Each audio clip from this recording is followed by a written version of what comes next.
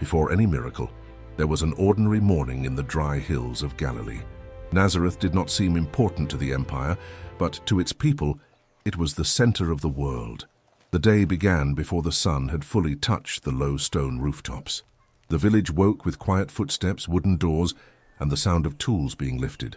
Nothing there was grand, and that is exactly why everything felt deeply human. Growing up in Nazareth meant learning early that life depended on work, water, and bread. The houses were not spacious, they were shelter, workshop, storage, and refuge all at once. Many homes used the very rock of the land for strength and coolness. Luxury was rare there, but daily life had order, memory, and belonging.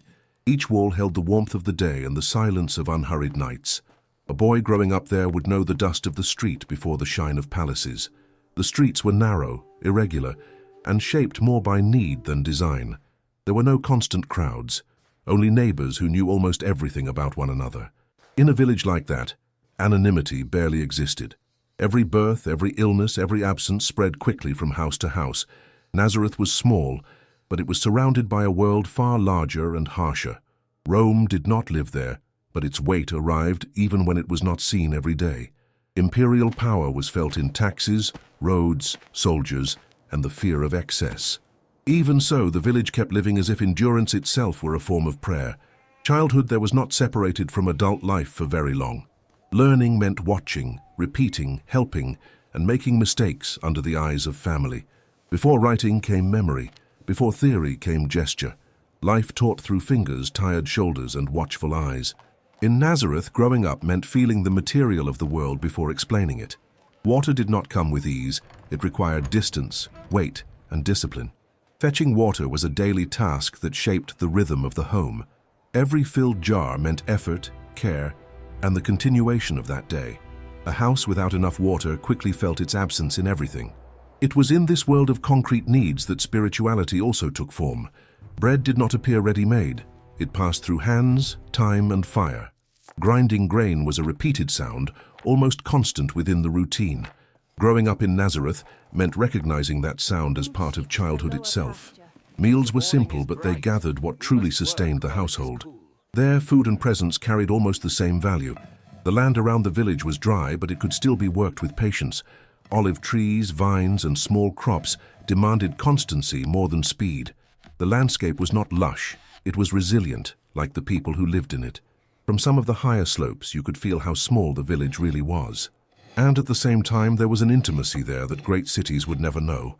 A small village could still contain an entire universe of relationships, duties, and hopes. And every hope there also passed through faith. Nazareth was a Jewish village, and that shaped its deepest rhythms. The scriptures were not abstract.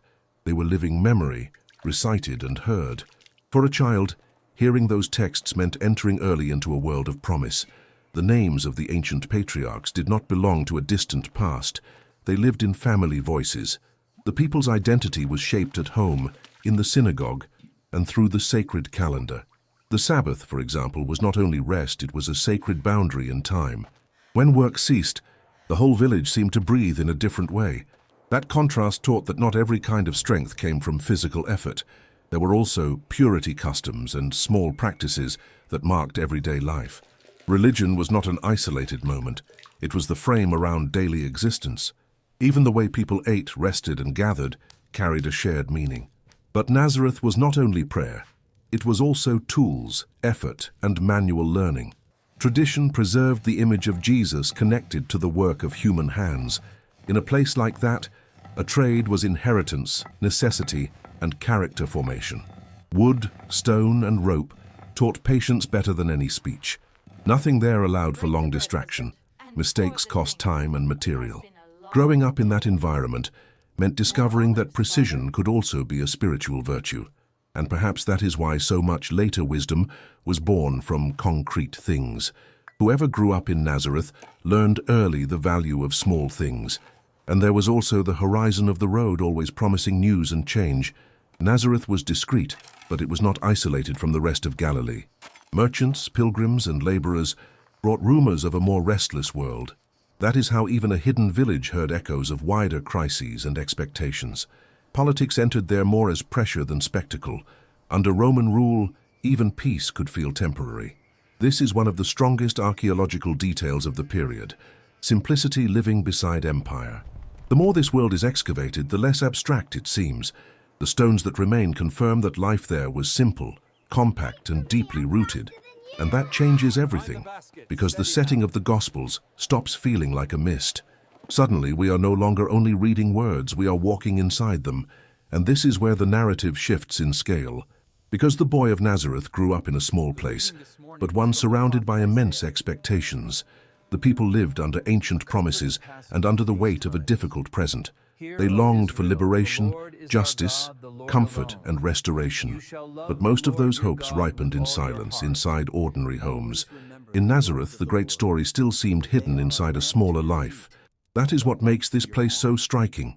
Nothing there shouts greatness, and yet almost everything there prepares the eye to understand the Gospels.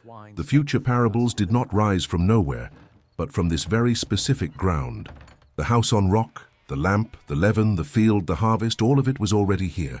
Growing up in Nazareth meant absorbing images that would later become language for crowds. That gives the village's ordinary life an almost invisible, yet immense weight. Even the silence of the hills seems to take part in that formation. There were children too, of course, inventing life among stones and dust. Simple games taught balance, observation, and coexistence in a tight space. But play soon gave way to the tasks that sustained the home. In that world, maturity arrived early, almost without announcement. The family was the first universe and also the first school. It was there that authority, care, reverence, and memory were learned. Even affection was discreet, yet deeply visible in the way people served and stayed. Nazareth taught that love rarely appeared as spectacle. It appeared as constancy, and perhaps few things explain the Gospels better than that invisible constancy. There is also a fascinating archaeological detail, the closeness between domestic life and ancient burials. In the ancient world, death was less hidden than it is today. That changed the way people perceived time, fragility, and hope. Life in Nazareth was simple, but never superficial. Everything was smaller in scale, and perhaps that made everything weigh more. The village offered no endless distractions. It demanded presence. Those who grew up there learned to notice little things, because little things sustained everything. That kind of childhood trains the eyes for what is essential. Not for excess, but for the meaning hidden inside ordinary things.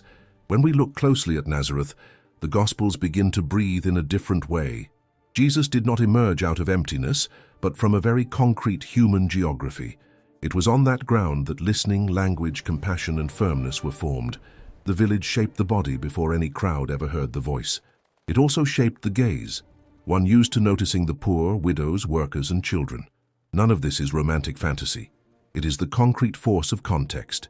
And it is precisely context that makes the extraordinary even more powerful. Because everything began here among stone, flower, wood, prayer, and dust. Now night falls over Nazareth like an ancient and familiar cloak. The streets empty, but life does not disappear, it only withdraws. Inside the houses, the day continues in low voices, simple food and honest fatigue. It was in that gathering inward that the memory of the people was also passed on. Night was not only for sleep, but for keeping what the day had taught. And perhaps that is one of Nazareth's secrets. It formed through repetition, not through spectacle, but through the nearly invisible faithfulness of each gesture. When the world feels too small, Nazareth reveals the opposite. Sometimes the most unlikely place is exactly where the deepest history matures, and then another shift in perspective happens. All greatness shrinks again into a simple stone room. It is there that an ordinary childhood continues, unaware of how far the future will reach. Nothing in that room suggests fame, power, or prestige, only discipline, silence, and the kind of life that almost always goes unnoticed. But that is exactly what archaeology and history return to us. They force us to face the material reality of an apparently small beginning: stone, clay, wood, and dust. This is how the setting of the Gospels returns, and the more concrete that setting becomes, the less distant the story feels.